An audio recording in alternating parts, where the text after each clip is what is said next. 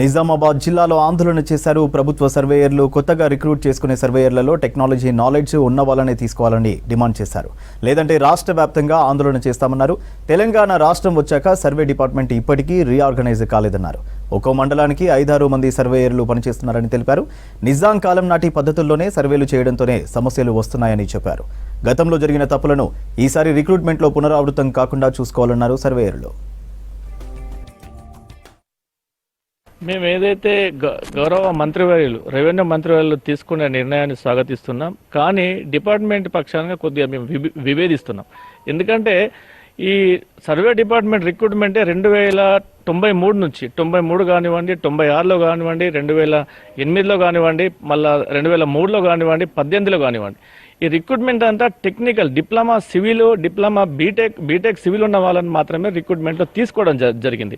అప్పుడు ఆ రిక్రూట్మెంట్లో physical test కూడా పెట్టి మరి ఎవరైతే long jump, high jump, running చేసిన వాళ్ళని తీసుకోవడం జరిగింది.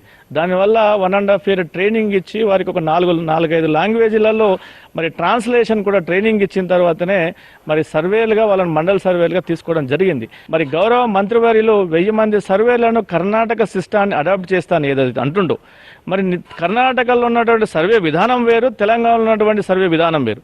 ఇక్కడ నిజాం ప్రభు పాలించినటువంటి సర్వే సిస్టమ్ ఉంది. ఇది 139 సంవత్సరాల నుంచి ఇప్పటి వరకు రిసర్వే కాని స్టేట్ ఏదైనా ఉందంటే అది తెలంగాణ రాష్ట్రం అనేది ఒకసారి మనం గుర్తించాల్సిన అవసరం ఉంది. రీఆర్గనైజేషన్ కాకపోవడం వల్ల తెలంగాణ రాష్ట్రంలో 650 సర్వేలు ఉండాల్సింది 230 మంది సర్వేలతోని ఇవాళ సర్వేను నెట్టుకొస్తున్నాం. డే అండ్ నైట్ మా వాళ్ళు ఒక్కొక్కరు 3 మండలాలతో పనిచేస్తారు.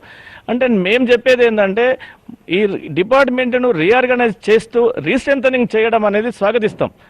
గౌరవ మంత్రి గారికి, ముఖ్యమంత్రి గారికి భూ సమస్యలు పరిష్కారం కావాలి అంటే తెలంగాణ రాష్ట్రంలో టెక్నికల్ హ్యాండ్స్ను నైపుణ్యాన్ని పెంచాల్సిన అవసరం ఉంది. ఇప్పుడు కూడా మా డిపార్ట్మెంట్లో పాత సిస్టమ్ని అడాప్ట్ చేస్తున్నాం. డిపార్ట్మెంట్లో టెక్నికల్ హ్యాండ్స్ ఉన్నాయి, టెక్నికల్ ఇన్స్ట్రుమెంట్స్ ఇచ్చేసి దాన్ని అప్డేట్ చేయాల్సిన పరిస్థితిలో ఇప్పుడు నాన్ టెక్నికల్ పర్సన్స్ ఇచ్చేసి మళ్ళీ వాళ్లకు నేర్చుకోవడానికి కనీసం ఒక 1.5 year పడుతుంది.